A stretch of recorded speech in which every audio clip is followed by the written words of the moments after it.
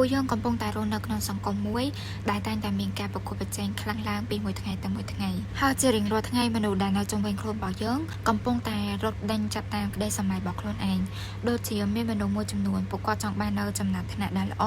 មានមនុស្សមួយចំនួនទៀតពួកគាត់ចង់បាននៅការងារដែលល្អជាងការងារដែលគាត់មានរាល់ថ្ងៃហ្នឹងហើយមានមនុស្សមួយចំនួនទៀតពួកគាត់ចង់បាននៅទ្រព្យសម្បត្តិស្ដុកស្ដម្ភហើយក៏មានមនុស្សមួយចំនួនទៀតប្រាថ្នាចង់ឲ្យជីវិតរបស់ខ្លួនឯងកាន់តែល្អជាងមុនដែលនៅពេលនោះពួកយើងក៏ចាប់ផ្ដើមមានចំណឿថាបើសិនជាជីវិតរបស់យើងមិនមានភាពរីកចម្រើនលឿនដូចជាអ្នកដទៃឬក៏យើងមិនបានដេញចាប់តាមក្តីសម័យរបស់យើងឲ្យបានលឿនដូចជាគេនោះទេនោះមានន័យថាជីវិតរបស់យើងកំពុងតែដើរយឺតជាងគេឬក៏យើងកំពុងតែនៅក្រៅគេនៅពេលនោះយើងក៏ចាប់ផ្ដើមសួរសំណួរទៅកាន់ខ្លួនឯងថាតើយើងល្អគ្រប់គ្រាន់ហើយឬនៅហេតុអីបានជាជីវិតរបស់យើងជួបតែការលំបាកចឹងហេតុអីអ្នកដទៃផ្សេងៗទៀតគេរស់នៅមានក្តីសុខប៉ុន្តែខុសអីតែជីវិតរបស់យើងជួបតែការលំបាកបន្តិចម្ដងជីវិតនៃការរស់នៅរបស់យើងក៏លែងមានភាព unique លែងមានភាពជាខ្លួនឯងទៅដែរក៏ប៉ុន្តែយើងបែរទៅជាសម្លឹងទៅមើលសមិទ្ធផលរបស់គេហើយយើងព្យាយាមវាស់នៅគុណតម្លៃរបស់យើងទៅតាមសមិទ្ធផលដែលគេទទួលបានដែលនៅពេលហ្នឹងហើយកាន់តែធ្វើឲ្យខ្លួនរបស់យើងកាន់តែមានសម្ពាធកាន់តែខ្លាំងហើយយើងក៏ចាប់ផ្ដើមសង្ស័យចំពោះសមត្ថភាពរបស់ខ្លួនឯងដូច្នេះបើសិនបើអ្នកទាំងអស់គ្នាមានអារម្មណ៍បែបហ្នឹងចឹងវីដេអូមួយនេះគឺសម្រាប់អ្នកទាំងអស់គ្នា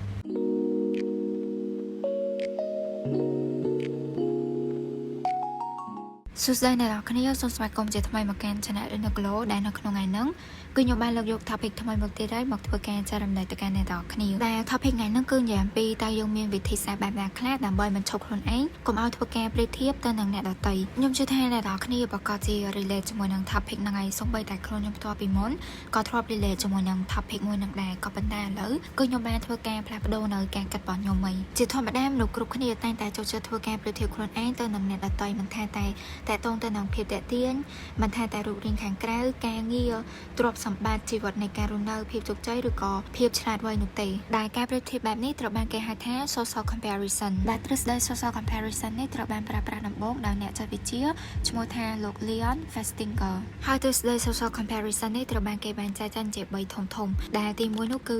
upward comparison វាកាត់ឡើងនៅពេលដែលបុគ្គលណាម្នាក់គាត់ព្យាយាមធ្វើការប្រៀបធៀបខ្លួនឯងទៅនឹងបុគ្គលផ្សេងទៀតហើយគាត់គិតថាបុគ្គលម្នាក់ហ្នឹងគឺមានសមត្ថភាពពូកែជាងគាត់ឬក៏ហាក់ដូចជាមានគំនិតខ្ពស់ខ្លាំងពីគាត់ខ្លាំងពេកថ្មីត្បិតតែពេលខ្លះការធ្វើបែបនេះគឺយើងអាចទទួលបាននូវអារម្មណ៍ motivation នៅក្នុងការកែប្រែខ្លួនឯងឲ្យបានល្អជាងមុនក៏ប៉ុន្តែក៏ដោយក៏ប៉ុន្តែការធ្វើបែបនេះជាយូរទៅនឹងអាចធ្វើឲ្យយើងមានការសង្ស័យចំពោះសមត្ថភាពរបស់ខ្លួនឯង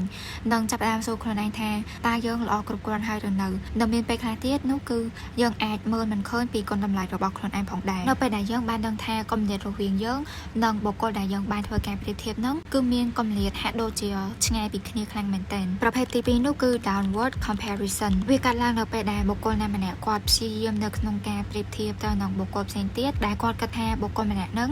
គឺមានសមត្ថភាពឬក៏ជួបនៅស្ថានភាពដែលលំបាកជាងគាត់ការប្រៀបធៀបបែបនេះគឺវាអាចជួយបង្កើននៅ confidence របស់យើងធ្វើឲ្យយើងមើលឃើញពីគុណតម្លៃរបស់ខ្លួនឯងក៏ដូចជាធ្វើឲ្យយើងទទួលបាននៅអារម្មណ៍ដែលធូរស្បើយអត់មានសម្ពាធផងដែរក៏ប៉ុន្តែការធ្វើបែបនេះគឺវាអាចធ្វើឲ្យយើងខ្លាយទៅជាមនុស្សម្នាក់ដែលក្រអឺតក្រទមមិនមានអារម្មណ៍អាណិតអាសូរចំពោះការដែលអ្នកដទៃជួបនៅការលំបាកក៏ដូចជាយកការលំបាករបស់អ្នកដទៃធ្វើជាឈ្នន់ដើម្បីឲ្យខ្លួនឯងទទួលបាននៅអារម្មណ៍ល្អ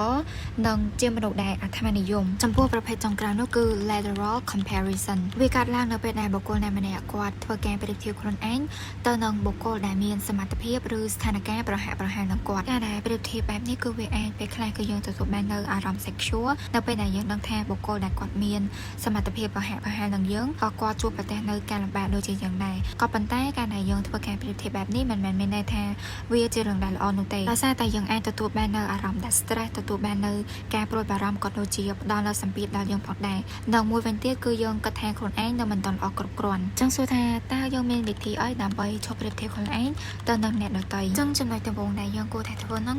គឺយើងត្រូវតែ control នៅ social media របស់យើងដោយដែលយើងបានដឹងហើយថានៅលើប្រព័ន្ធ social media គឺមានមនុស្សជាច្រើនពួកគាត់បាន show off នៅ lifestyle របស់ពួកគាត់នៅលើ platform ទាំងអស់ហ្នឹងហើយពេលដែលយើងឃើញនៅ lifestyle ទាំងអស់ហ្នឹងយើងក៏ចាប់ផ្ដើមមានកូនចិត្តមួយចំណែននឹងជីវិតរបស់អ្នកដទៃឬក៏ពេលខ្លះយើងអាចសួរសំណួរដែលមិនគួរសួរមកកាន់ខ្លួនឯងដូចជាហេតុអីបានជាយើងមិនខំប្រឹងប្រែងឲ្យខ្លាំងដូចគេដើម្បីឲ្យយើងទទួលបាននៅ lifestyle បែបហ្នឹងឬក៏យើងអាចសួរខ្លួនឯងថាហេតុអីបានជាជីវិតរបស់យើងវាអាចយុត្តិធម៌ហេតុអីយើងជួបតែការលំបាកចំណែកឯអ្នកដទៃគេរស់នៅប្រកបដោយភាពសនុកសុខស្រួលបែបហ្នឹងចឹងតែអ្វីដែលយើងមិនបានចាប់អារម្មណ៍ឬក៏យើងមិនបានដឹងនោះគឺមានបុគ្គលមួយចំនួនការដែលគាត់ post នៅលើ social media មិនមែនមានន័យថាគាត់បានបង្ហាញយើងពីគ្រប់ជ្រុងជ្រោយនៃការរស់នៅរបស់ពួកគាត់នៅទេគឺគាត់គ្រាន់តែចង់ឲ្យយើងឃើញពីជ្រុងដែលល្អឬជ្រុងដែលជាចំណុចតូចមួយនៃជីវិតរបស់ពួកគាត់តែប៉ុណ្ណោះឬក៏យើងអាចនិយាយបានថាគេចង់ឲ្យយើងឃើញពីអ្វីដែលគេចង់ឲ្យយើងឃើញតែប៉ុណ្ណោះហើយមួយវិញទៀតនោះអ្វីដែលយើងអត់បានដឹងនោះគឺតើនៅពីក្រោយរូបភាពដ៏ស្រស់ស្អាតនៃ lifestyle ទាំងអស់ហ្នឹងតើពួកគាត់ជួបនៅបញ្ហាឬក៏គាត់បានឆ្លងកាត់នៅការលំបាកគេខ្លះទៅទម្រាំតែគាត់អាចឈានមកដល់ចំណុចដែលល្អមួយហ្នឹងចឹងពេលដែលយើង compare ជីវិតរបស់យើងទៅនឹងជីវិតរបស់អ្នកដទៃបានន័យថាយើងកំពុងតែ compare សមិទ្ធផលរបស់គេដែលគេទទួលបានជាមួយនឹង progress របស់យើងចឹងសួរថាតើការ compare បែបនេះវាមានភាពយុត្តិធម៌ដែរអត់ចំណុចទី2យើងត្រូវតែផ្លាស់ប្ដូរពីការប្រៀបធៀបឲ្យទៅជាការ inspiration វិញជាជាងការដែលយើងសម្លឹងទៅមើលបុគ្គលណាម្នាក់ហើយយើងគិតថាពួកគាត់មានអ្វីៗដែលល្អប្រសើរខ្លាំងជាងយើងហើយយើងទៅចិត្តជាមួយនឹងខ្លួនឯងដែលយើងធ្វើមិនបានដូចជាពួកគាត់ចឹងយើងគួរតែផ្លាស់ប្ដូរការគិតរបស់យើងមកវិញដោយយើងចាត់ទុកពួកគាត់ជាមនុស្សដែល inspire យើងឲ្យខ្លាំងទៅជាមនុស្សល្អដូចជាពួកគាត់ឧទាហរណ៍ថាអ្នកទាំងគ្នាសង្កេតឃើញបុគ្គលម្នាក់ដែលគាត់មាន lifestyle ដែលយើងចង់បានហើយយើងជាជាងការដែលយើងទៅចិត្តជាមួយនឹងជីវិតរបស់យើងហើយយើងធ្វើការ compare ខ្លួនយើងទៅនឹងគាត់ចឹងយើងគួរតែស្វែងរកនៅ inspiration ពីគាត់វិញចឹងយើងគួរតែផ្លាស់ប្ដូរការគិតរបស់យើងមកវិញថាតើគាត់មាន mindset បែបណាតើគាត់ខិតខំប្រឹងប្រែងបែបណាខ្លះតើពួកគាត់អាចខ្លាចទៅជាមនុស្សជោគជ័យហើយដើរមកដល់ចំណុចនេះបានហើយយើងគួរតែបកមកសួរខ្លួនឯងវិញថាតើយើងអាចរៀនសូត្រចំណុចល្អអីខ្លះបានពីពួកគាត់ដើម្បីកែប្រែខ្លួនឯងដើម្បីទទួលបាននៅភាពជោគជ័យនិង lifestyle ដូចជាពួកគាត់ឥឡូវយើងចូលដល់ចំណុចទី3ដែលចំណុចទី3នេះគឺនិយាយអំពី be grateful for what you have បានន័យថា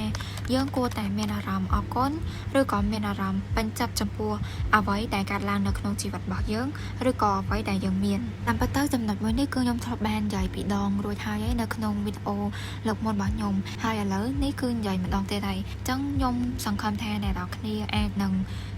យកនៅទម្លាប់មួយនេះដើម្បីប្រកាន់ខ្ជាប់ដោយសារតែទម្លាប់មួយនេះគឺវាជាទម្លាប់ដែលល្អខ្លាំងមែនទែនអញ្ចឹងពេលណាដែលអ្នកនរគ្នាកំពុងតែធ្វើការប្រៀបធៀបខ្លួនឯងទៅនឹងអ្នកដទៃ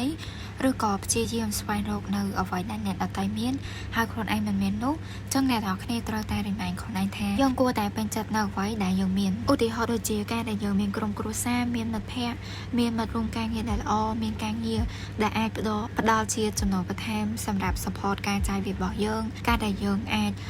មានចម្រោកសម្រាប់ជ្រកកោនពីភ្លៀងពីខ្យល់ពីកម្ដៅថ្ងៃឬក៏ការដែលយើងអាចទទួលបាននៅការញ៉ាំអាហារ3ពេលជារៀងរាល់ថ្ងៃឬក៏ការដែលយើងអាចគេងលក់បានស្កប់ស្កល់ជារៀងរាល់យប់ជាដើមហើយចំណុចទូចៗទាំងអស់នេះត្រូវបានមនុស្សភាគច្រើនតែងតែមើលរំលងលុះត្រាតែពួកគាត់បានបាត់បង់នៅអ្វីទាំងអស់ហ្នឹងទៅពួកគាត់ចាប់ផ្ដើមស្ដាយក្រោយហើយមួយវិញទៀតយើងគួរតែរៀន appreciate ចំពោះអ្វីគ្រប់យ៉ាងដែលយើងមានដោយសារតែពេលខ្លះគឺយើងអត់បានដឹងទេថាតើមនុស្សម្នាក់ៗមានការខ្វះខាតយ៉ាងណាខ្លះជួនកាលយើងអាចចង់បានផ្ទះដែលធំស្កុនស្កៃតែដែលយើងមានផ្ទះសម្រាប់ជ្រកកោននេះហើយមានមនុស្សមួយចំនួនទៀតគឺពួកគាត់គ្រាន់តែចង់បាននៅទីជម្រកសម្រាប់ជ្រកកោនពីភ្លៀងពីខ្យល់តែប៉ុណ្ណោះក៏ប៉ុន្តែមិនមែនមានន័យថាជីវិតរបស់យើងគឺនៅត្រឹមតែប៉ុណ្ណោះទេគឺយើងអាចតែចាប់តាមក្តីសម័យរបស់យើងស្របពេលដែលយើង appreciate នៅអ្វីដែលយើងមានដូចជា quote របស់លោកស្រី Oprah Winfrey ដែលគាត់បាននិយាយថា be thankful for what you have you will end up having more if you concentrate on what you don't have you will never ever have enough ឥឡូវយើងចូលមកកាន់ចំណុចទី4ដែលចំណុចទី4នេះគឺនិយាយអំពី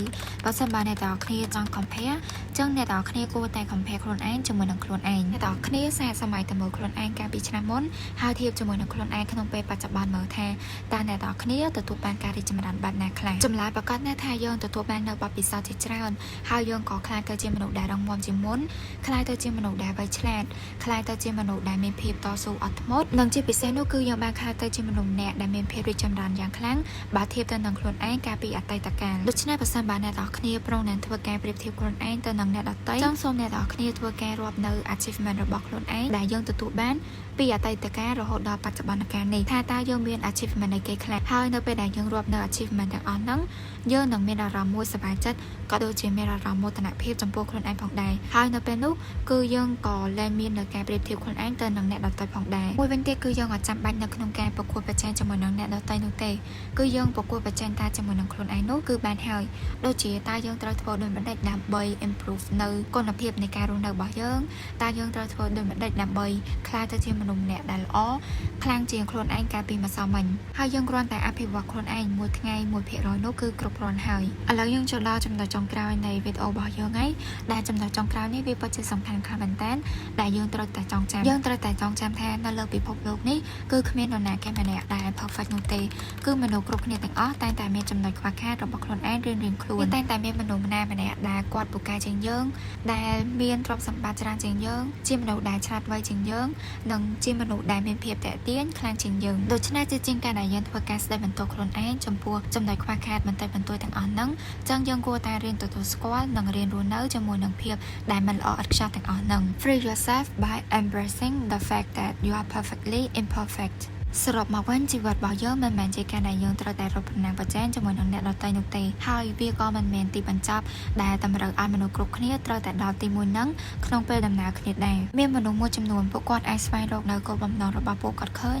នៅក្នុងវ័យ20ឆ្នាំអ្នកខ្លះនៅក្នុងវ័យ40ឆ្នាំឬក៏ជួនកាលពួកគាត់អាចរកឃើញនៅក្នុងអាយុដែលយឺតជាងនឹងទៀតក៏ថាបានដែរដូច្នេះបើសិនបើយើងស្វែងរកនៅគោលបំណងរបស់យើងឃើញយឺតពេលជាងអ្នកដទៃក៏មិនមែនក៏ដោយមិនមែនមានន័យថាពេលវេលាហ្នឹងវាជាពេលវេលាដែលខុសនោះទេហើយក៏មិនមែនមានន័យថាយើងដើរយឺតជាងគេដែរក៏ប៉ុន្តែគឺយើងដើរនៅក្នុងល្បឿនមួយដែលសមស្របជាមួយនឹងខ្លួនរបស់យើងដូច្នេះអ្នកទាំងអស់គ្នាកុំគិតថាខ្លួនឯងជាមនុស្សដែលអន់ជាងគេឬជាមនុស្សដែលកំពុងតែដើរក្រោយគេនោះទេ but we should trust our process and celebrate our progress ទីចុងក្រោយខ្ញុំសង្ឃឹមថាវីដេអូមួយនេះនឹងបានផ្ដល់ជាប្រយោជន៍សម្រាប់អ្នកទាំងអស់គ្នាហើយបើសិនបើអ្នកទាំងអស់គ្នាចូលចិត្តវីដេអូមួយនេះកុំភ្លេចចុច like និង comment នៅក្រោមវីដេអូផងបើសិនបើអ្នកទាំងអស់គ្នាមានមតិយោបល់បែបណាជាពិសេសនោះគឺកុំភ្លេចចុច subscribe ចំពោះ channel Innoglo ផងដើម្បីទទួលបាននៅវីដេអូថ្មីៗទៀតហើយខ្ញុំក៏សូមធ្វើការសុំទោសទៅកាន់អ្នកទាំងអស់គ្នាបើសិនបើខ្ញុំនិយាយទៅមានចំណុចណាមួយដែលខុសឆ្គងឬក៏ខ្វះខាតហើយខ្ញុំក៏សូមធ្វើការអរគុណទៅកាន់អ្នកទាំងអស់គ្នាដែលបានចំណាយពេលវេលានៅក្នុងការទស្សនាវីដេអូមួយនេះពីដើមរហូតដល់ចប់